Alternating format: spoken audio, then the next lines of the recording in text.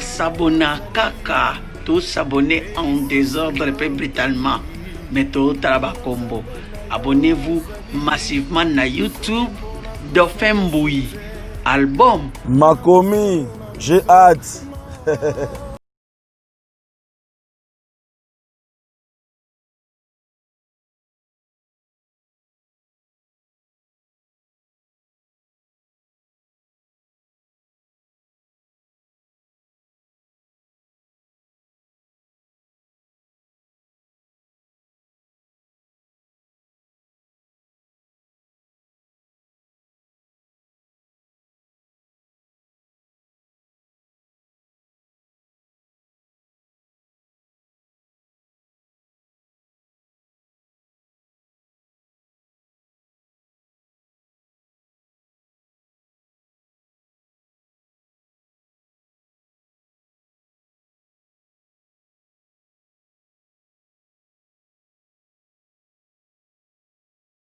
Vraiment, j'ai hâte.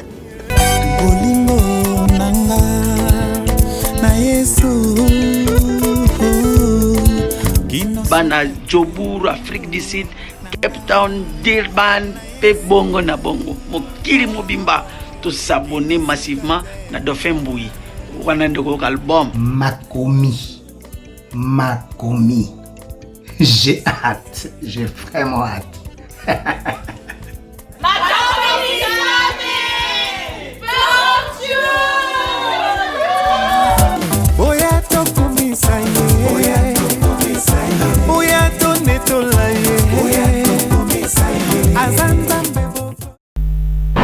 Merci.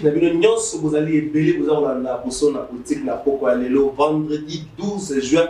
Merci, vous avez Kinshasa, vous avez Beni, vous avez Al, vous avez Manga, vous avez Congo Central, vous avez Maniema, vous avez Kamina, mais aussi vous allez na Mikil, la Poto, vous avez la Boson, la politique.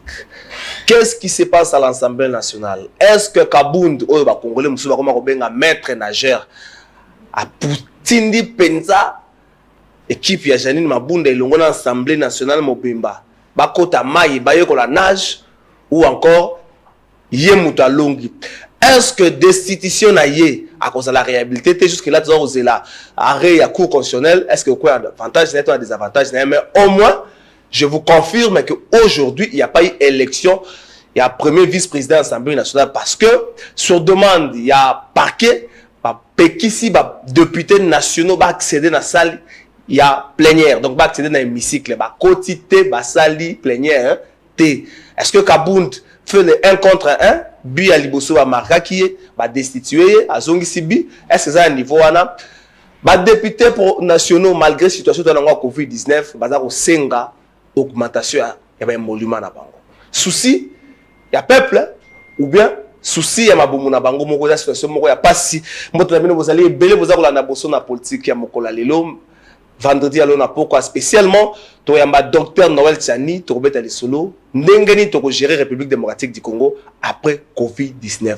Est-ce qu'il nous faut un correctif budgétaire trop kende nango ndengeni ndengeni le mona qui plaidoirie il y a partie défenderesse et puis là il y a avocat de la République les gars qui ndengeni moi un peu lecture docteur Noël Tsani oyo toza na na plateau à l'élo docteur Noël Tsani bonio.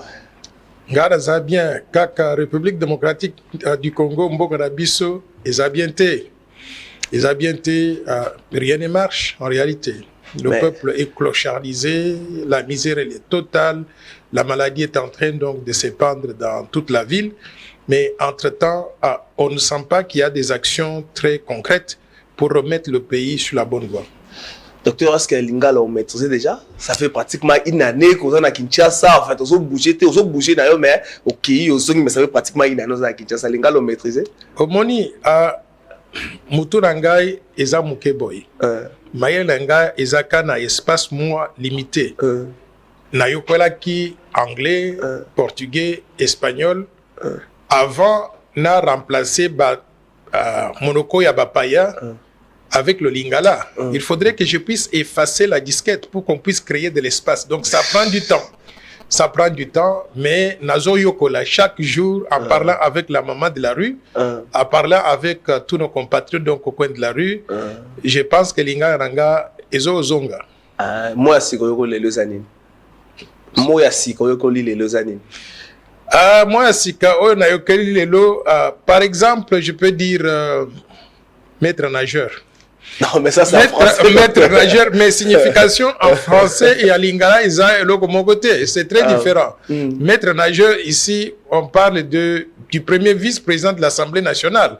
Si vous dites maître nageur en Europe ou bien aux États-Unis, vous comprendre mon côté. Donc, c'est ça le vocabulaire congolais que je suis en train d'apprendre tous les jours. Docteur Noël Chani, c'est parti pour bosser la politique. Tobanda Pega ici quand vous êtes maître nageur, Assemblée nationale. Je préfère tout à l'image. Tout le monde, qu'est-ce qui s'est passé? Bongo Tozo a tout commenté. Est-ce que la régie va prête pour voir cette image, ambiance de l'eau dans l'Assemblée nationale, Makamune, les Rikuna, Bongo Tozo a tout commenté. Une ambiance inhabituelle a régné ce vendredi 12 juin autour du Palais du Peuple où les élus nationaux ont été empêchés d'y accéder suite à la demande du procureur général près du Conseil d'État qui a sollicité le concours de la police pour empêcher la tenue de la plénière consacrée à l'élection du premier vice-président de l'Assemblée nationale en remplacement de Jean-Marc Kabound. Les députés nationaux se disent stupéfaits de constater cet état de choses et se posent la question de savoir si la séparation du pouvoir est consacré à la politique de l'état de droit. Nous le constatons pour communiquer tous ceux qui les faut plénière. Il y a pour élire pour remplacer honorable Jean-Marc Kabound. Oui, tout le monde va gagner, les policiers vont tourner, la palais du peuple va gagner, va barrière, va botter. C'est pas pour la première fois dans l'histoire, un État moderne, Parlement, où ils ont la chambre mi-balé, où ils ont plus de 20 commissions, pour le fonctionnement, il y a unité mon qu'on a quatre parlement, unité nous sont concernés par Kangami. Tu constates que les policiers, les qui sont en fait que tempérer na oya bango to ko bousculer bango te. Je pense que le côté ko éviter les crises institutionnelles et ko profiter na monter. Crise ya ba institution batu ba patisa kezala toujours population. Ba institution eza wana pona population. Donc il faut que nous capter harmonie ezala. Chaque institution est travaillée na ndenge constitution zo senga bango pour que to kende na liboso. Biso tobi na en vertu du principe de cohérence, na unité institutionnelle tout ça là. Ningisa président de la République. Mais voilà ce qui se passe. C'est inacceptable ça. Après avoir rencontré le chef de l'État, l'honorable présidente Janine Mabunda est venue annoncer aux députés nationaux les reports de ces scrutins à une date ultérieure. Et juste après cette annonce, les députés ont quitté les lieux malgré que ce dernier tenait mordicus à l'organisation de cette élection. Signalant que dans un communiqué, l'Assemblée nationale a demandé au gouvernement l'augmentation des émoluments des députés nationaux et l'augmentation de 50% de frais de fonctionnement. Merci à Félix Kalamba, précis docteur Hollandi. Est-ce qu'il y a une guerre ouverte entre les institutions, guerre des institutions, justice, parlement? Est-ce qu'on peut dire que c'est déjà la guerre entre ces deux institutions? Très franchement, c'est très embarrassant que les Congolais assistent à ce genre de comportement de la part des plus hautes autorités du pays. Parce que, vous savez, quand on est député national, ce n'est pas n'importe quelle position. C'est un poste important dans le dispositif de la hiérarchie des fonctionnaires de l'État en République démocratique du Congo. Quel est le rôle de ces éminences, de ces honorables-là? Ce sont des gens qui nous fabriquent des lois. Ils fabriquent des lois. Une fois que la loi a été promulguée par le chef de l'État, ils s'attendent à ce que nous, le peuple congolais, qu'on puisse obtempérer, qu'on puisse respecter ces lois-là, obéir à ces lois religieusement. Alors, pour qu'on obéisse aux lois qui sont fabriquées par l'Assemblée nationale, il faut que chaque Congolais respecte chaque institution. L'Assemblée nationale, la justice, l'institution présidente, le gouvernement, ainsi de suite. Mais lorsqu'on nous présente ce théâtre, je crois que c'est très embarrassant. Pourquoi? Parce que le message qu'on donne ici au peuple, c'est que vous pouvez rejeter, refuser d'obtempérer donc aux lois de la République et il n'y a rien qui va se passer. Docteur, moi, je ne suis pas d'accord avec ce genre d'Assemblée nationale. Vous n'êtes pas d'accord avec qui? Avec les députés ou encore avec la justice? Je suis d'accord avec la justice. Parce que lorsque une décision a été rendue par la justice, le Conseil d'État, tout ce qu'il demandait, c'était quoi? Il y a un conflit qui a erupted en anglais, qui a explosé entre Jean-Marc Kabound et l'Assemblée nationale. Il n'est pas d'accord. Vous appelez ça un conflit, Jean-Marc Kabound déchu? Est-ce que la procédure n'a pas été bonne? C'est aussi ça la question qu'il faut se poser. Non, moi je voudrais vous dire ceci. J'avais suivi ce problème de Jean-Marc Kabound dès le départ. Pourquoi d'abord il a été destitué? Il a été destitué parce que l'Assemblée nationale et le Sénat demandaient qu'on puisse organiser un congrès dont l'agenda n'était pas clair. On ne savait pas ce qu'il voulait faire dans ce congrès-là. Jean-Marc Kabound avait dit l'organisation de ce congrès va coûter beaucoup d'argent. D'ailleurs, personne ne connaissait le montant, mais lui, il a sorti le chiffre de 7 millions. Moi, par exemple, pour m'opposer à la tenue de ce congrès-là, j'avais dit que ça peut coûter 1 million, 2 millions, 5 millions, 7 millions ou 10 millions de dollars, peu importe le montant, parce que la pandémie venait d'exploser dans notre pays. Pourquoi ne pas allouer cet argent-là à la lutte contre la pandémie? Vous vous rappelez que le gouvernement venait d'allouer à l'équipe de riposte 1,8 million de dollars. C'était très peu d'argent, c'était même honteux. Ce n'était pas suffisant pour juguler la propagation de la maladie.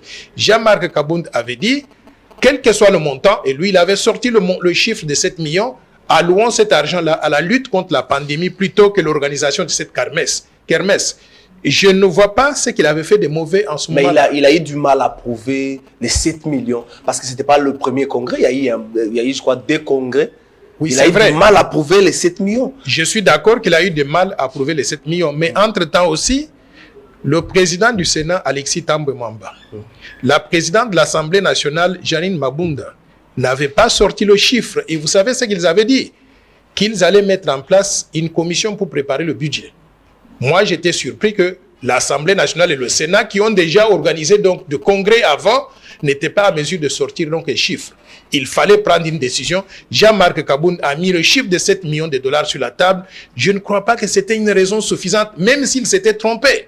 Et je ne crois pas qu'il avait menti. Il s'était trompé peut-être dans les estimations. Et d'ailleurs, jusqu'aujourd'hui, personne ne nous a dit combien le congrès coûte réellement. On nous a parlé de 2,5 millions. Bon, à supposer 2,5 millions, ça fait 3 millions de dollars. Quelle différence y a-t-il entre 3 millions de dollars et 7 millions de dollars? 4 millions. Bon, 4 millions. Mais si on avait pris les 3 millions de dollars là, donnés à l'équipe de riposte, on aurait eu 1,8 million, plus 3 millions, 4 millions et demi de dollars. C'était suffisant pour commencer au moins dans la lutte. Donc, je pense que l'organisation du congrès n'était pas la meilleure utilisation de ressources limitées de la République démocratique du Congo. Par conséquent, je ne crois pas que c'était une raison suffisante pour arriver à destituer quelqu'un qui est premier vice-président de l'Assemblée nationale. Mais à cela ne tienne, ce qui est arrivé, c'est quoi? On l'a destitué, il a estimé que la procédure n'était pas bonne, il est allé se plaindre en utilisant les mécanismes légaux, les voies légales. Il est allé au Conseil d'État, il a déposé sa requête, le Conseil d'État a statué en disant, vous savez quoi, vous n'allez pas être, on ne va pas vous rétablir dans vos fonctions, mais nous allons demander à la Cour constitutionnelle de se prononcer. On demande simplement à l'Assemblée nationale de patienter jusqu'à ce que la Cour constitutionnelle se prononce. Et une fois qu'elle s'est prononcée, si elle dit qu'on vous a destitué, c'est fini, bon, vous pliez bagage, vous partez. Mais si on dit aussi qu'on vous a destitué illégalement, c'est ça le rôle de la Cour constitutionnelle. Je ne vois pas pourquoi nos honorables députés sont très pressés pour pouvoir voter immédiatement et ne pas respecter les instructions de la justice. Vous souffrez, moi, docteur, à la difficulté, donc vous souffrez, moi, je préfère rester dans Lingala, docteur, à la réponse en français. Docteur, mais le Conseil d'État, à 18h, décision Moussous. Non, on va se prononcer d'ici 48 heures, c'est-à-dire les lots, vendredi. À 21h, décision Moussous. Au moment que j'ai à ping-pong, wana, les AOT, Janine Mabunda Benga déjà bien avant la République des juges. Non, écoutez, si la présidente de l'Assemblée nationale considère que quand l'état de droit fonctionne, ça devient la République des juges, c'est très dommage. Ce n'est pas la dictature des juges. Le Conseil constitutionnel a dit qu'ils vont se prononcer en dehors de 24 heures. Il faut que les gens comprennent ce que ça veut dire en français. Vous me reprochez de parler français. Mais quand on dit en dehors de 24 heures, de 48 heures, ça veut dire quoi? Ils peuvent se prononcer dans la minute qui suit, dans 30 minutes, dans une heure, jusqu'à 48 heures au plus tard. Mais je peux saluer le Conseil d'État d'avoir fait la diligence et d'avoir traité ce dossier rapidement pour ne pas bloquer le fonctionnement donc, de l'élection à l'Assemblée nationale. Ils se sont prononcés. Maintenant, ils ont demandé que la Cour constitutionnelle donc, prenne le dessus pour pouvoir donner son avis. Pourquoi est-ce que les députés nationaux ne peuvent pas attendre ça, même s'ils ont un problème personnel avec Jean-Marc Kabound? C'est ça l'état de droit. Il faut que chacun joue son rôle et respecte donc le rôle des autres institutions. Et dans ce cas ici, la justice s'était prononcée. Il faut que l'Assemblée nationale, qui fabrique des lois, respecte le rôle qu'on a confié au Conseil d'État. Docteur, prenons les publications de Jean-Marc Kabound. Dessus, quelques minutes après ou quelques heures, je sors tête haute. Après, il revient sur ce qu'il a dit. Conseil d'État, même si la réhabilité, docteur, est-ce que humainement parlant, prenons cet exemple-là. Ce qui va réhabiliter, est-ce qu'il sera à l'aise dans la composition? Moi, je vais dire ceci. Vous savez, quand on est dans un état de droit, il y a des droits et des obligations pour chacun de nous. Les obligations de l'Assemblée nationale, c'est de travailler avec toute personne qui est membre de l'Assemblée nationale. Si l'Assemblée s'est prononcée contre Jean-Marc Kabound en le destituant et que la justice vient en disant ce monsieur-là ne méritait pas d'être destitué, il doit reprendre ses fonctions. Tout le monde doit s'incliner. Ils doivent travailler avec lui. C'est ça l'état de droit. Je ne vois pas, l'Assemblée nationale n'appartient pas à Janine Mabunda ou à n'importe quel député. Ça appartient à tout le monde, au même titre que Jean-Marc Kabound. Donc, si on décide qu'il doit reprendre ses fonctions, tant mieux. Si on dit donc qu'il ne peut pas reprendre ses fonctions, il ne pourra plus être opérationnel. Tous ces éléments-là vont être intégrés dans la prise de décision par la Cour constitutionnelle. Et c'est la Cour constitutionnelle qui est la plus haute cour du pays. Quand on se prononce à ce niveau-là, tout le monde doit s'incliner. C'est ça mon point de vue là-dessus. Jean-Marc Kabound, 520 gigas, président IDPS, attends on a IDPS, mais allez au moins Jean-Marc Kabound a combat au niveau King Kong, Assemblée Mobimba, 499 députés, moi Jean-Marc Kabound, donc il y a beaucoup de qui n'a été. Non, en fait, moi je ne vois pas les choses comme ça. Je vois les choses que la justice a réfléchi et a dit que l'Assemblée nationale, c'est une place pour tout le monde. Tout le monde est égal. Et je veux bien que les gens comprennent, je ne suis pas ici pour défendre Jean-Marc Kabound. Donc, ce que je dis ici, c'est juste mon analyse personnelle. Je veux qu'on ait une République démocratique du Congo qui fonctionne d'après les lois de la République et que chaque institution doit faire son travail. Je voudrais, par exemple, dans ce cas ici, souligner quelque chose d'important. Vous savez que le président de la République avait déjà opté pour Mme Patricia Nseya. Oui. Et l'a endossé pour qu'elle prenne la place de Jean-Marc Kabound. Mais qu'est-ce que le président de la République a fait? Une fois que le Conseil d'État s'est prononcé, le Conseil d'État s'impose à tout le monde. Le président a reculé en disant « Trouvons une solution à l'amiable ». Il a invité Mme Janine Mabunda pour parler avec elle, pour lui dire qu'est-ce qu'on dit, postposer ou postpone, reporter. Oui. À une date ultérieure. À une date ultérieure. 48 heures ou une semaine, ce n'est pas une question de vie ou de mort. Donc, on attend cette opportunité-là. Le jour où Jean-Marc Kabound a été déchu, Janine Mabunda est allée voir le président de la République. Ce n'est pas le même scénario. Janine Mabunda qui voit le président de la République, Jean-Marc Kabound déchu est plutôt remplacé. Et je vais vous dire ceci. Maintenant, parce que l'Assemblée nationale semblait s'obstiner à avoir le vote aujourd'hui, si l'Assemblée nationale s'obstinait et le Conseil d'État insiste aussi à ce que le vote ne puisse pas avoir lieu, nous avons une crise institutionnelle. Okay. Et en tant que garant du bon fonctionnement des institutions, le président de la République est obligé d'intervenir et de prendre position. Et vous savez, l'une des décision qu'il peut prendre. Les institutions de la République ne fonctionnent pas, je dissous l'Assemblée nationale. S'il le faisait... Donc la crise profiterait à Félix Tshisekedi? Non, je ne dis pas que ça profiterait. Non, si il s'est montré, le président s'est montré... La crise profiterait à Félix Tshisekedi? Bon, je ne sais pas s'il profite du fait qu'on va dissoudre l'Assemblée nationale ou pas, mais le pays va être paralysé pendant un temps parce que il faut dissoudre l'Assemblée nationale, il faut réorganiser les élections, ça coûte cher et qui paye? Et entre-temps, les fameux honorables députés nationaux sont en train de demander une augmentation des salaires. Alors, moi... Mboko n'a pas de problème. Sauf que salaire et enseignant, c'est dans les 250 000, quelque chose comme ça. Député, moi, on a bon soutien, on a pas frein, on a pas millions. Mais parce que c'est une augmentation, il y a $2,000. Tu es évité. Na Covid-19, on a battu sous, on a souffert d'un paiement. Félix, c'est ce que tu as vu sur lettre OYOT, Premier ministre, à Komeli, je crois, ministre des Finances, alors on va traiter le dossier le plus vite que possible. Docteur de lettre, comment est-ce que vous analysez les comportements des députés nationaux pendant cette période de crise sanitaire, pendant cette période où la République démocratique du Congo, ils ont peiné pour survivre, les députés demandent un réajustement à salaire là-bas, de 2000 en plus. Et je veux... Comment est-ce que vous réagissez? Je peux parler? Oui, vas-y. Oui. D'abord, je veux que les gens comprennent pourquoi, les députés nationaux demandent qu'on puisse augmenter et réajuster leur rémunération. La rémunération, une augmentation de $2,000. Oui.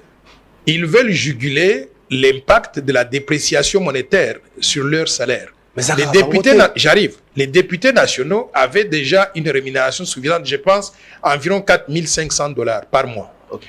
Maintenant, avec le dollar qui a augmenté, le franc congolais a diminué considérablement.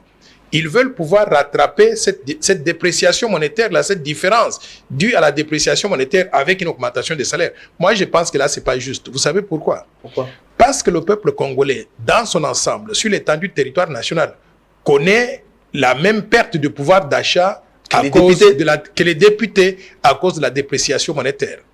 Je considère aujourd'hui, il faut que les gens reconnaissent que l'institution banque centrale ne fonctionne pas. Comment ça? N'arrive pas à assurer la stabilité du pouvoir d'achat de la population, y inclut le pouvoir d'achat des députés nationaux. Donc, il ne faut pas simplement donner une assurance aux députés en ajustant leur salaire et en laissant la grande masse de la population démunie avec un pouvoir d'achat qui a été réduit.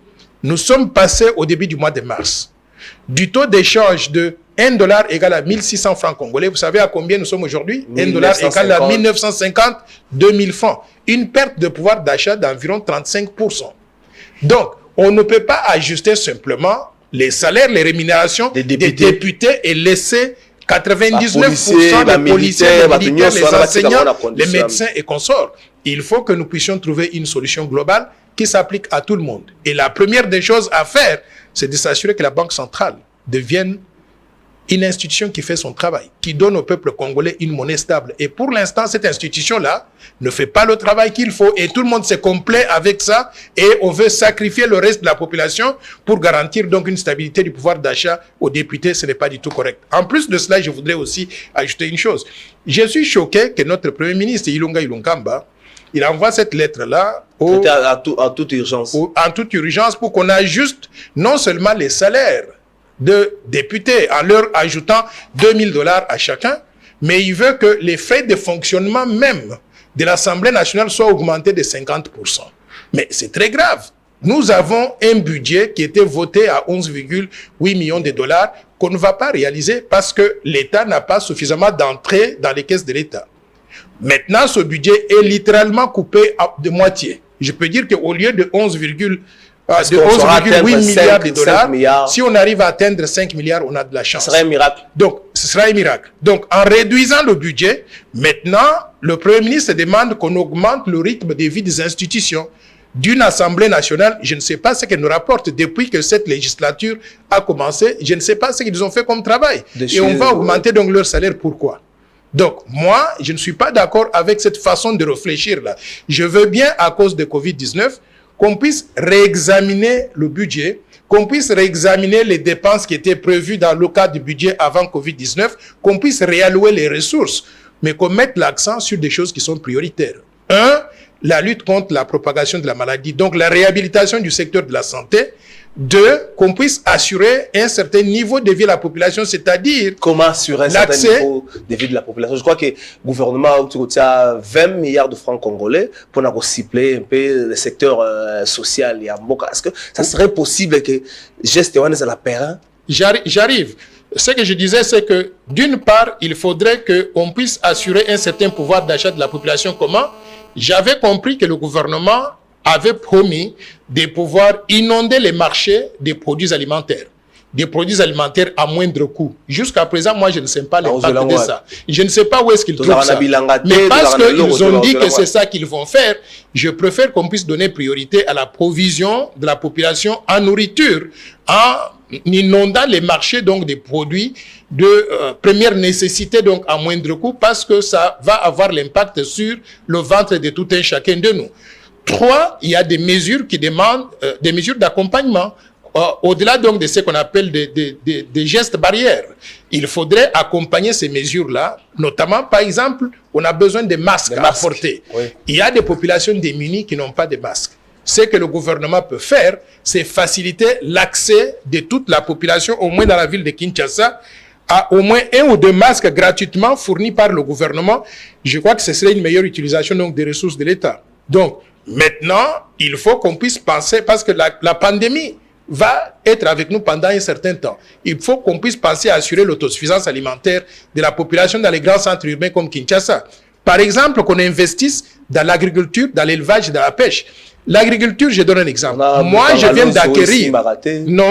viens d'acquérir quelques hectares de terre au plateau de Bateke. Okay.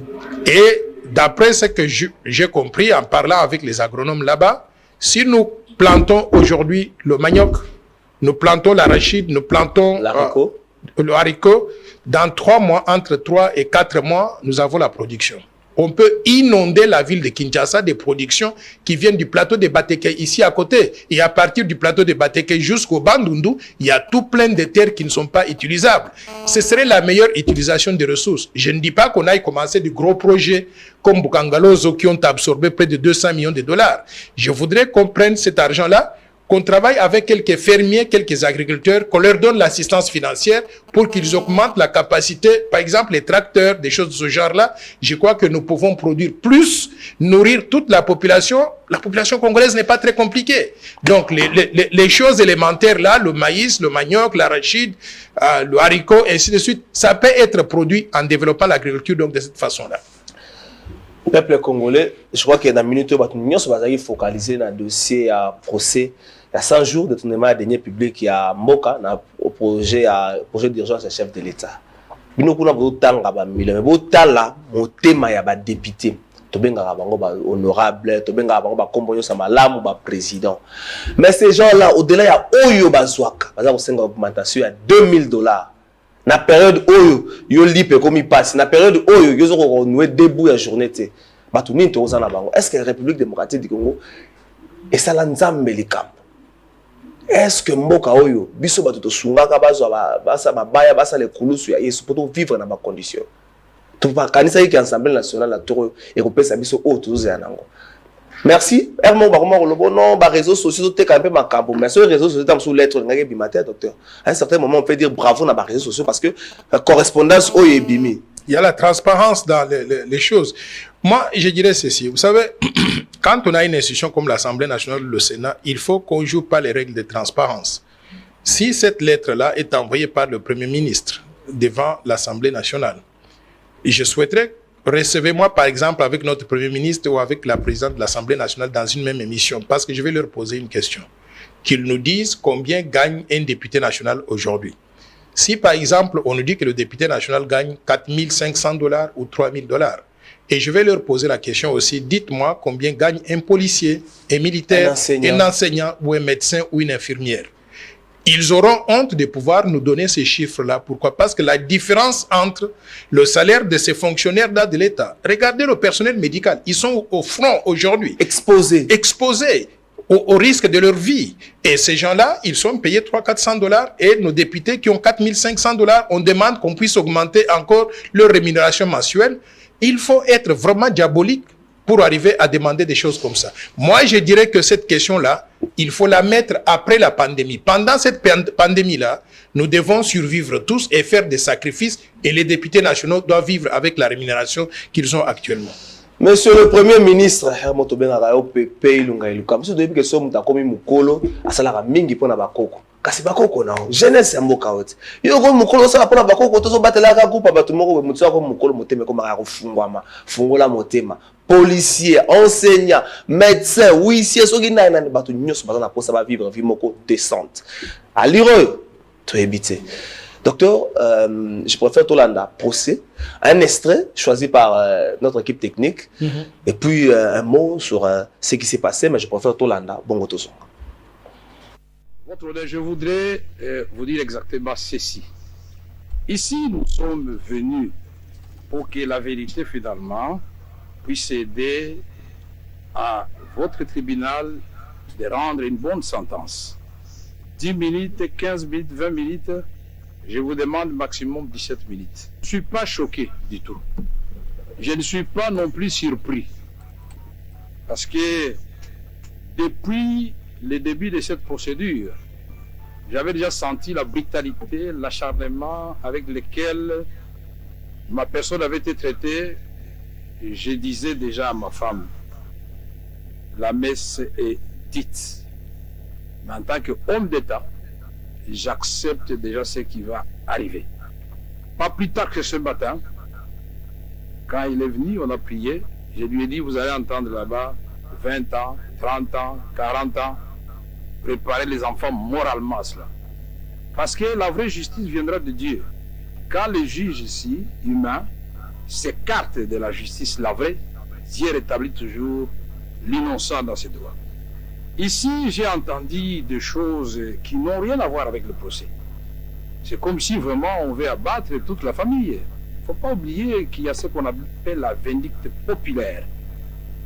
Ah, tala moibi wana, muiva ou kwata, moibi na, kanga, non, mais c'est pas possible. Comment vous pouvez affirmer des choses, monsieur du ministère public et les avocats de la République, des choses que vous ne maîtrisez pas. Kalambaï, merci, précieux Mouyoko, l'élaborer et ses enfants. Récitation, je crois que Bana Nyon soit 5e, Bazongisi. Fit venir ses enfants, l'air par là, ça témoin. Gardez-vous, l'air dit-il. Je crois que c'est presque avec Caméré. À comprendre, à bengi madame, à bonder la sénébicier, moraliser Bana. N'est-ce pas 20 ans, 10 ans. Quoi. Comment vous avez trouvé le procès, plaidoirie, la partie civile, avocat de la République, les accusés? Docteur Nengeni nous trouvez bon. Oui, c'est un procès historique dans notre pays parce que tout le monde réclame l'état de droit, mais l'état de droit vient avec des droits et des obligations pour chacun de nous. Quand on est responsable dans une institution publique, il y a un comportement qu'il faut avoir pour ne pas tomber dans ce piège-là. Quand j'ai suivi les plaidoyers, hier c'était la journée des plaidoyers, j'ai suivi les plaidoyers faits par les avocats de la République, Maître Kalouba Koko Kayoubi et puis Maître Koko Kayoubi, first class. Ils ont, moi je les ai suivis religieusement. Mais docteur, il y a beaucoup de gens qui ont dit qu'ils ont eu du mal à prouver les détournements. C'est-à-dire que l'ongolambongo, j'arrive. Je les ai suivis du début à la fin religieusement. La succession d'événements. Vous savez, quand j'ai étudié à New York et j'ai fait une école de banque et des finances. Pourquoi? Parce qu'on a beaucoup de professeurs qui venaient du Wall Street, le marché boursier de New York. Et dans le marché boursier de New York, il y avait beaucoup de litigations qui impliquent les banquiers d'investissement. Vous avez entendu parler de ce banquier d'investissement qu'on appelle Madoff, qui font ce qu'on appelle des inside trading, c'est-à-dire qu'ils font des transactions illégales, mais pour s'enrichir personnellement ou pour enrichir les membres de leur famille. Mais quand vous venez examiner donc les livres du travail qu'ils font tous les jours, vous trouvez qu'il n'y a aucune infraction. C'est ça la différence. J'arrive. C'est ça la différence entre détournement et vol de biens publics. Vol de biens publics, vous avez $1 million, je prends vos 1 million de dollars, je mets dans mon compte. Quand l'inspecteur vient, il ouvre mon compte, il dit, tiens, vous n'avez rien hier, aujourd'hui, comment est-ce que vous avez 1 million de dollars? Mais on constate là-bas que les 1 million ont disparu. La fameuse théorie donc des bonbons, de deux bonbons, en quelque sorte. De maître nageur. De maître nageur. Alors, quand il y a ça c'est facile à prouver. Ça s'appelle donc corruption ou détournement des fonds publics. Ça, c'est des détournements financiers. Maintenant, le détournement intellectuel, il est plus complexe que ça. C'est-à-dire que l'auteur intellectuel du détournement, il fait en sorte que l'argent disparaisse, il fait en sorte que l'argent disparaisse des caisses de l'État, mais vous n'allez pas trouver des traces qui lient ces caisses de l'État à l'individu qui est l'auteur intellectuel du détournement. Parce que il y a d'autres personnes qui vont bénéficier de ces détournements. Et quand vous venez vous inspecter ces livres à lui, il n'y a rien qui prouve qu'il avait volé. Dans le cas des caméras, qu'est-ce qu'on peut retenir? Pardon. Docteur, on a une définition en français. On a une définition en lingala. On continue. Oui. La lingala, j'ai appris ça hier. Les réseaux sociaux qui étaient intéressant. Le but, différence entre voleur et détourneur. Voleur, l'extérieur à Molière, à 21h. Les policiers,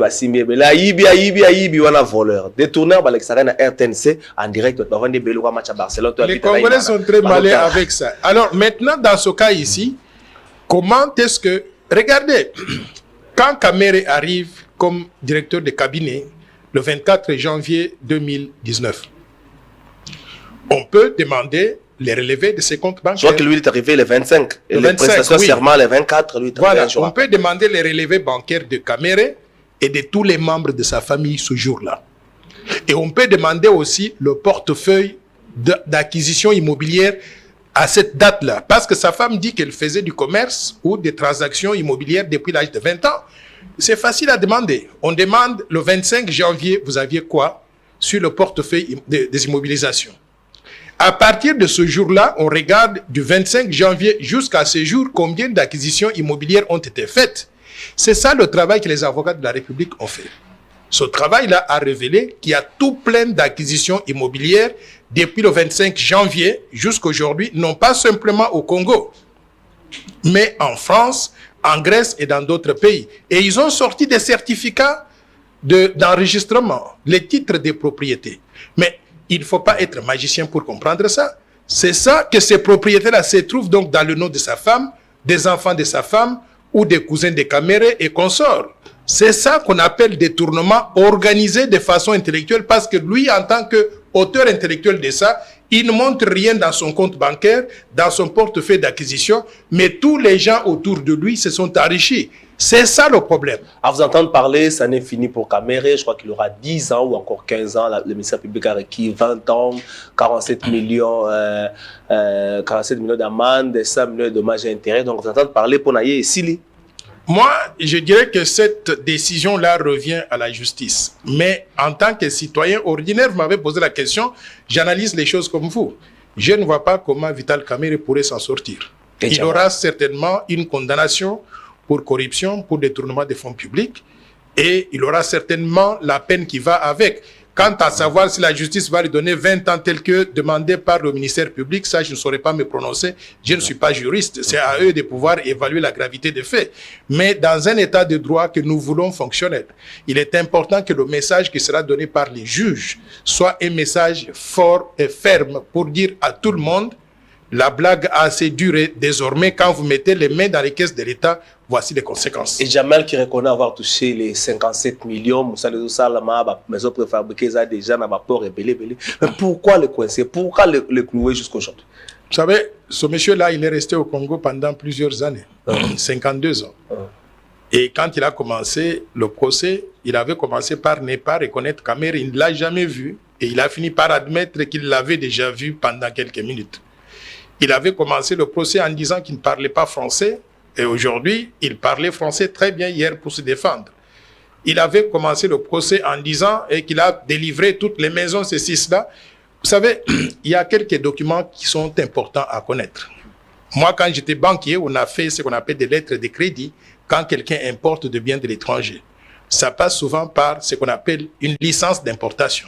Monsieur Jamal avait présenté une licence d'importation à la Banque centrale qui accompagnait sa facture pour paiement. La licence d'importation était de combien? 12 500 000. Et il a reçu combien comme paiement? 57 millions. D'ailleurs, même pas 57 millions. Il a reçu 66 700 000 dollars qui sont sortis de la Banque centrale. L'excédent de ce montant-là sur 12 500 000 représente le détournement. Et en réalité, il a payé aux fournisseurs en Turquie. Combien? Il a payé 8 millions de dollars au maximum. La différence entre 66 700 000 et 8 millions qui ont été payés, c'est ça le détournement. Et je vais vous dire, la responsabilité, elle est partagée. Elle va au-delà de simple monsieur Djamal. Pourquoi? Parce que sans avoir tous les soubassements, les contrats, la licence, et sans avoir tous les soubassements, le directeur de cabinet s'est permis de prendre le téléphone, d'appeler le ministre des Finances. Vous avez entendu le ministre Yav, comment il a balbutié pour arriver à parler des correspondances ou des dialogues entre lui et le directeur de cabinet. Donc, il a payé, il a donné l'ordre de paiement basé sur les coups de fil reçus du directeur de cabinet. Et le directeur de cabinet ne s'est pas arrêté là-bas. Il a pris le téléphone, il a appelé qui? Le gouverneur de la Banque centrale, en lui disant, c'est important, il faut payer immédiatement ce montant-là. C'est la première fois dans l'histoire de la RDC que moi je comprends que le 15 mars, l'ordre est venu du directeur de cabinet au ministre des Finances, et le ministre des Finances, le 15 mars, le même jour, a donné instruction à la Banque centrale, et le même 15 mars, la Banque centrale a payé 57 millions de dollars, allant jusqu'à violer les règles rudimentaires de, comment ça s'appelle, de prudence, en utilisant les réserves d'échange, parce qu'il n'y avait pas l'argent dans la caisse de l'État. C'est là le détournement. La Banque centrale a violé plusieurs règles ici. La première chose, c'est que la banque a violé l'indépendance de la Banque centrale. L'article 176 de la Constitution de la République dit ceci, que dans l'exercice de ses missions, la banque, elle est autonome et elle est indépendante et jouit de l'autonomie de gestion. C'est-à-dire qu'elle ne doit recevoir des dictats de la part de n'importe quelle institution de la République. Il inclut la présidence de la République. Ici, ils ont reçu le dictat, ils ont sorti l'argent. Deuxième violation de la Banque centrale, c'est la réglementation d'échange. Quand vous faites un transfert, et ça c'est l'article 5 de la réglementation d'échange de la République démocratique du Congo, quand il y a un paiement à faire pour un montant de 10 000 dollars ou plus, ça doit être fait par virement bancaire. Ils ont fait le virement bancaire, mais la destination finale était quoi? Le compte à Ecobank, du prestataire à Ecobank. L'argent quitte la Banque centrale, transite par Robank. L'argent n'arrive pas à Ecobank, est intercepté au niveau des Robank. On sort tout l'argent là-bas en cash. La Banque centrale n'a pas cherché à savoir est-ce que l'argent est arrivé à destination ou pas. Elle a violé la règle, la réglementation d'échange. Vous savez pourquoi? Parce que la réglementation d'échange fait obligation aux autorités compétentes de la Banque centrale, c'est-à-dire le gouverneur, de s'assurer du bon dénouement de la transaction. C'est-à-dire que les fonds de l'État que vous avez transférés sont arrivés à destination, c'est-à-dire à Ecobank. S'ils ont été interceptés au niveau de la Robank, il y a eu des tournements de fonds. Donc, rien que sur ça, la banque est complice. Kamer qui avait donné l'instruction est complice. Monsieur Djamal qui a sorti l'argent est complice. Les responsables de la Banque centrale. Les responsables de la banque centrale sont complices. Okay. Et même le ministre des Finances, il est complice parce qu'il a fait tout ça sans avoir les soubassements, les contrats et tout ce qu'il fallait. Il a agi sur instruction du directeur des cabinets verbalement. Donc, ministre des Finances, gouverneur de la Banque centrale, monsieur Djamal et monsieur Kamere sont parties prenantes à ce détournement des fonds publics. Mais malheureusement, gouverneur de la Banque centrale, Azate, ministre des Finances, Yav Azate. RDC, nous avons battu le docteur Noël Chani, on a un bon gouverneur à la Banque centrale, surtout dans la période où tout ça, dépréciation à monnaie à Makasi. Quelle est votre question? On a un bon gouverneur à la Banque centrale partant pour ces postes, c'est ce qui Félix Tshisekedi a fait l'appel là. Bon, d'abord, il faut que les gens sachent qu'est-ce que j'ai fait dans ce domaine-là. Si j'avais à être gouverneur de la Banque centrale, quel genre de gouverneur je serais? Je vous ai amené ici un cadeau, une surprise. C'est un livre que j'ai publié personnellement qui vient d'arriver aujourd'hui. Il vient d'arriver de Londres. Ça s'intitule, c'est un livre écrit en anglais. C'est en anglais. Building Credible Central Banks, Policy Lessons for Emerging Economies. C'est publié chez Palgrave Macmillan. C'est un livre qui dit comment il faut restructurer les banques centrales, non pas simplement la banque centrale donc, de la RDC, mais toutes les banques centrales dans les pays en développement, pour qu'elles deviennent aussi crédibles que les banques centrales dans des grands pays comme les États-Unis, la Nouvelle-Zélande, le Canada ou l'Union européenne, donc la Banque centrale européenne. J'ai fait ce modèle-là appliqué à la Banque centrale du Congo et je pense que si jamais il était permis de devenir gouverneur de la Banque centrale, en toute modestie, je suis convaincu que je pourrais être le meilleur gouverneur que cette banque centrale n'ait jamais connu depuis Albert Ndele. Ah, mais malheureusement, la tendance politique, il y a eu une nomination par certains mandataires, il y a quelques entreprises publiques, tendance politique, ça au bon moment. Et on retrouve Mende, on retrouve José Makila, on retrouve. Votre lecture est chaud par rapport à un mandataire public au Vous savez, lorsque le président Félix Antoine Tshisekedi est arrivé au pouvoir, le 24 janvier 2019, l'espoir de tout le peuple congolais était mis sur lui et continue à être mis sur lui. Qu'est-ce qu'on attend de lui? Ça se résume d'ailleurs par ce que le peuple dit souvent. Partout où il passe, on le dit, Kobo Sanate, le peuple d'abord, Papa Lobaki, le peuple d'abord. Ça veut dire que le peuple, son papa disait, et moi je connais son papa personnellement, son papa disait que nous devons gérer la République dans l'intérêt du peuple pour que le peuple trouve son compte dans l'exploitation des ressources naturelles du pays. Mais qu'est-ce qui est arrivé? 18 ans de Joseph Kabila, le peuple congolais a été clochardisé. Nous sommes classés comme étant l'un des pays les plus pauvres de la planète. La mauvaise gouvernance, elle est totale. Nous avons connu le régime des intouchables. Quelques individus qui faisaient ce qu'ils voulaient, qui avaient tout, tandis que le peuple n'a rien. Aujourd'hui, on vote pour Félix Antoine Tshisekedi et on lui dit, changez-nous le système de gouvernance pour que le peuple trouve son compte dans l'exploitation, dans la gestion du pays. Je pense, le Félix lui-même, le président de la République, il a reconnu cela. En allant à Washington, il a fait une déclaration qu'il va déboulonner le système, c'est-à-dire le mauvais système de mauvaise gouvernance là. On ne déboulonne pas le système en recyclant les mêmes personnes qui étaient responsables de la mauvaise gouvernance du pays. Donc, moi, je suis très choqué, au même titre que tous les Congolais, et surpris qu'on commence à reprendre les mêmes personnes qui étaient blâmées pour la mauvaise gouvernance d'hier, à les mettre sur selle. Et d'ailleurs, je suis tellement choqué en recevant un message contradictoire. Pourquoi? Parce que en ayant Vital Kamerhe devant la barre, en le jugeant qu'il a mis les mains dans les caisses, c'était un message très positif. L'état de droit revient. Mais en même temps aussi, on donne un message contradictoire en reprenant les gens qui étaient accusés de mauvaise gestion, de mauvaise gouvernance, en les remettant à la tête de nos entreprises publiques. Je voudrais demander au président de la République de prendre du recul et de repenser donc ces décisions-là. C'est une très mauvaise décision, ce sont de très mauvaises nominations et je voudrais que les nominations qui vont venir... Docteur, si c'était un problème de coaching, vous savez, à un certain moment, joueur, mais s'il y a un autre coach, c'est pas est-ce que ces personnes sont toutes des mauvaises personnes ou encore c'est des... Je ne dis pas que ces personnes sont toutes mauvaises personnes. Je ne veux pas que les gens comprennent à travers... J'arrive. Je ne voudrais pas que les gens me comprennent à travers. Le FCC, c'est un grand regroupement politique. Il y a des gens qui n'ont jamais géré, qui sont aussi propres que Noël Tchani dans le FCC. Ces gens-là, il faut les dénicher, il faut les faire monter pour qu'ils puissent assumer des responsabilités. Ceux qui ont géré et que nous connaissons, et qui sont entachés donc de cette mauvaise réputation, s'il vous plaît qu'on les mette donc dans le garage. C'est ça que je suis en train de dire. Donc si le président Félix, il est dans une coalition avec son copain Joseph Kabila, et il voudrait maintenant nommer quelques gens du FCC dans des postes en tant que mandataire de l'État, qu'il demande donc à son copain-là de lui trouver au sein du FCC des nouvelles personnes qui sont propres, qui sont jeunes, qui sont dynamiques et qui veulent que le Congo puisse changer. Et j'ai beaucoup d'amis du FCC. Quand je parle avec eux, ils sont aussi concernés que nous, préoccupés que nous. Ils veulent que les choses changent. Trouvons ces gens-là et qu'on les mette à la tête des entreprises publiques s'il faut respecter les quotas pour ne pas reprendre les mêmes et espérer miraculeusement réaliser des résultats différents. FCC, bah jeune basé belé n'a pas perdu Aristote Ngarimi, pourquoi pas Bango, Badan, Charles, Serge Kadima, Fisto Djekon, bah jeune FCC basé belé, mais il y a peut-être au Banamoussa, il y a Diama wane kenda bon lo bageza la ki libanga uko rappeler biso kenda bitoke to zuya ngotona pa ma corona to zongi siango soki to sala nango ni bon peut-être à rappeler biso au moment opportun bon kenda nango pe il y avait bonga na ki libanga. Docteur Seni, il faut changer l'équipe Nanga.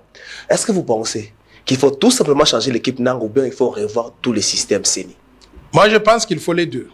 Il faut non seulement changer l'équipe mais il faut revoir le système pour s'assurer que nous avons des garde-fous pour que ce qui nous est arrivé avec les élections pas crédibles là que nous avons connues en 2018 ne puisse pas être répété encore. Donc, au niveau des animateurs des institutions, j'ai entendu qu'il y a des gens qu'on veut sortir de l'intérieur de la CENI. Je voudrais vous dire que la CENI a une très mauvaise expérience, réputation. Je ne crois pas qu'on ait des gens qui sortent de l'intérieur et qui soient clean et qui viennent là-bas pour nous apporter des élections différentes de ce que nous avons. Ils sont tous habitués au même tripatouillage des bulletins de vote, des machines de vote, des machines à fabriquer, des trucs de ce genre-là. Je voudrais qu'on puisse changer ça, qu'on ait une autre qualité de personnes. Et de préférence dans un cas comme celui-là où l'institution n'est pas crédible. Il est mieux d'apporter quelqu'un de l'extérieur. De l'extérieur qu'on apporte un expatrié. Non, pas du tout. Ce n'est pas ça que je veux dire. Quand je dis de l'extérieur, c'est-à-dire extérieur à la CENI. Nous sommes 100 millions de Congolais. Si nous cherchons et nous voulons trouver quelqu'un de compétent... Oui, n'importe où, que ce soit à Walungu, en Gandajik ou n'importe qui, on va trouver donc des gens qui sont crédibles et qui ont de l'expérience dans ce domaine-là et qui ont de l'intégrité suffisante pour que nous puissions nous appuyer sur eux pour gérer la CENI différemment. Ça, c'est la première chose. Maintenant, en ce qui concerne les procédures, on a vu que la CENI que nous avons jusqu'à présent était sous l'emprise du parti au pouvoir. C'est pour ça qu'on nous a fabriqué une fausse majorité au pouvoir en disant aujourd'hui, le FCC a la majorité à l'Assemblée nationale, a la majorité donc au Sénat, dans les assemblées provinciales, dans les gouvernorats, ainsi de suite. On nous a fabriqué ces majorités. Fabriquer les résultats des élections. Fabriquer des résultats des élections à partir dans sa globalité, ou bien vous prenez d'une manière sectorielle l'Assemblée nationale, je peux dire ça, c'est la généralité. Il n'y a pas toujours, il n'y a pas de fumée sans feu, mais il n'y a pas non plus d'exception qui confirme la règle. Donc, il y a des gens qui ont gagné, ça je ne refuse pas, mais il y a aussi beaucoup de gens qui ont été fabriqués. Donc, pour éviter cette ambiance-là, je pense que nous devons revoir les procédures, les règles, et aussi avoir une équipe différente, une équipe de personnes propres, intègres, sur qui nous pouvons nous appuyer. Maintenant, la question est de savoir comment désigner ces personnes-là.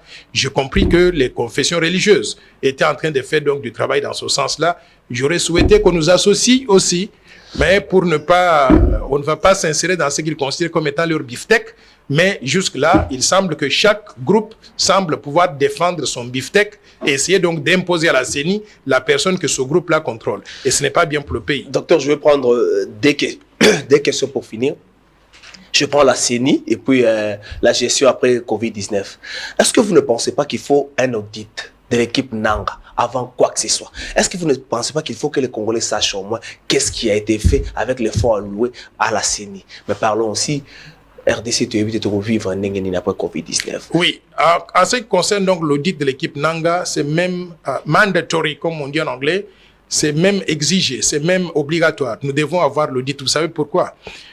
Les Nanga et son équipe sont sous sanctions internationales, sanctions américaines. Et vous savez pourquoi on les a accusés d'avoir détourné environ 100 millions de dollars. Cette accusation de soixantaine, bon, 100 millions de dollars, même si c'était 10 millions de dollars, mais cette allégation donc de détournement des fonds, elle va peser sur la crédibilité de la CENI. En tant que pays, nous devons enlever cette réputation pour montrer comment les fonds ont été gérés de façon transparente. Si on arrive à déclarer que Nanga et toute son équipe Bazengesi et les autres n'avaient rien pris, sous forme donc de pots de vin ou de corruption ou de détournement des fonds, tant mieux, nous allons tous applaudir. Et s'ils ont mis leurs mains dans les caisses de l'État, que l'État des droits donc s'applique. Donc, je crois que c'est important qu'on ait cet audit-là avant de faire quoi que ce soit. Et il faut que cette équipe se mette à l'écart pendant que l'audit est en train d'être fait pour qu'on ait des résultats donc qui soient crédibles, qui ne puissent pas influencer les outcomes, comme on dit en anglais, donc les résultats finaux de l'audit. Maintenant, en ce qui concerne donc Covid-19, je veux que les gens réalisent que la pandémie a démontré les faiblesses du fonctionnement des institutions congolaises. Vous savez, quand ça a commencé, vous regardez, quand j'ai parlé du plan Marshall, avant, personne ne semblait faire attention à ça, mais la réalité, c'est qu'il n'y a aucune institution crédible dans le domaine sanitaire en République démocratique du Congo. Aucun hôpital. Tout le pays est comme ça. Vous prenez l'hôpital Mama Yemounia, ce n'est pas un hôpital, c'était un mouroir. Vous prenez Clinique Ngaliema, il y a des difficultés là-bas. Cinquantenaire, c'est tenu par des Indiens qui parlent anglais, c'est tenu par des Indiens qui parlent anglais au Congolais, y inclus quand ils reçoivent le chef de l'État. c'est une catastrophe dans le domaine sanitaire dans notre pays. Ce que nous devons faire, c'est faire l'inventaire donc de ce que nous avons comme infrastructure sanitaire, réhabiliter les infrastructures qu'on peut réhabiliter pour les mettre au niveau des standards internationaux, mais surtout, comme je le préconise dans le cadre du plan Marshall de Noël Tchani pour la reconstruction et le développement de la RDC, construire des nouveaux hôpitaux en nombre suffisant pour qu'on ait en moyenne un hôpital pour chaque 1 million d'habitants. Si nous faisons ça sur l'ensemble du territoire national, et pas n'importe quel hôpital, un hôpital d'au moins 250 lits équipé comme il se doit, je crois qu'on aura appris la leçon de la pandémie pour que, dans l'avenir, qu'on ne puisse pas vivre donc dans la même situation. Ça, c'est la première chose. Mais il faut qu'on pense aussi au système de rémunération de nos médecins, de nos infirmières. Ce n'est pas normal qu'un médecin puisse être payé 300-400 $. Et cette personne-là s'expose tous les jours en étant au contact donc avec les malades. Il faut enfin que nous puissions, après avoir réajusté des salaires des médecins, des infirmiers, il faut aussi qu'on puisse penser à mettre en place ce que j'appelle le système d'assurance maladie universelle. Nous avons vu ce que le gouvernement est en train de faire actuellement avec les malades de Covid-19.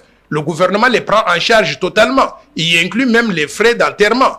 Pourquoi ne pas prévoir un système qui va étendre la couverture sanitaire à toutes les maladies et à tout le peuple congolais, quitte à déterminer le coût pour cela, que chacun de nous qui travaille puisse contribuer dans la caisse d'assurance maladie universelle et que la différence en ce moment-là provienne d'une allocation budgétaire. Je crois que si nous faisons ces choses-là... Socialement parlant, dans une minute, tu vivre après Covid.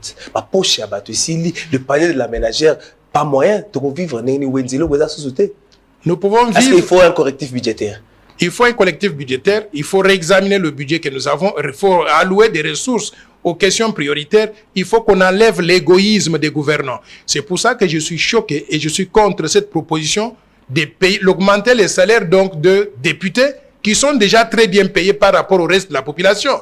En temps de crise, faisons tous des sacrifices. Ces 2 000 $ là, au lieu de les donner à chaque député, augmenter le salaire du policier, de l'enseignant, du militaire, de l'infirmier. Je pense que socialement, cela va avoir un impact généralisé sur l'ensemble de la population, plutôt qu'on puisse concentrer toutes les ressources sur quelques institutions et qu'on abandonne le reste de la République.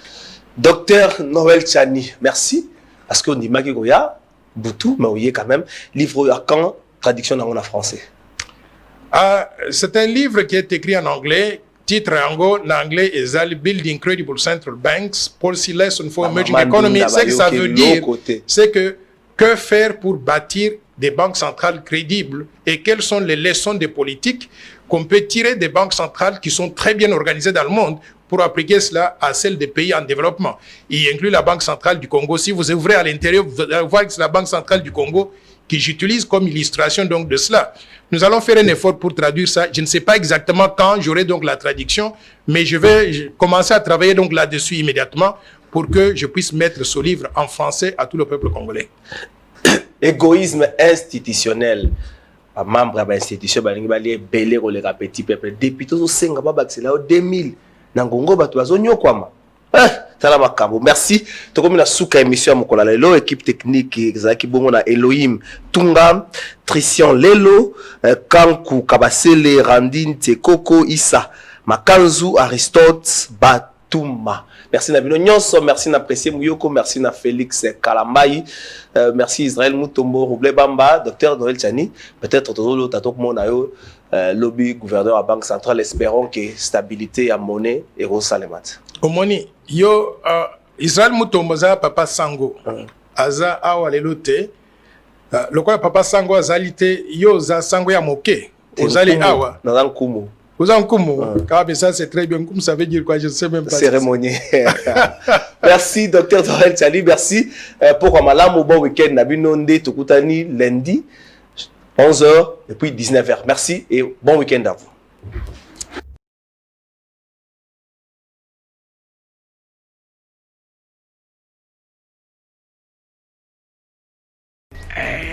Sabona kaka. Tous s'abonner en désordre brutalement. Mais tout Combo. Abonnez-vous massivement na YouTube. Dauphin Mbui. Album. Makomi, j'ai hâte.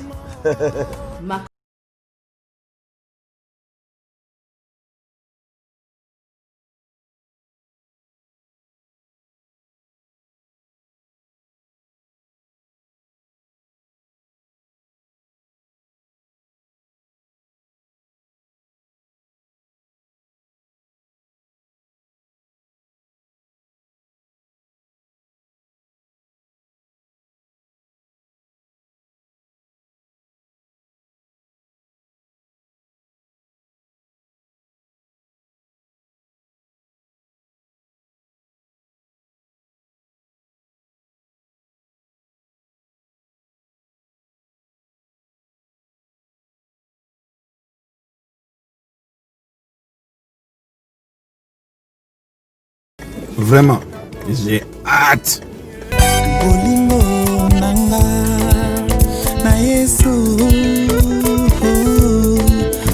Bana Jobour, Afrique du Sud, Cape Town, Durban, pe bongo na bongo. Mokili mobimba to s'abonner massivement na Dauphin Mbouyi. Wana ndoko album. Makomi. J'ai hâte. J'ai vraiment hâte.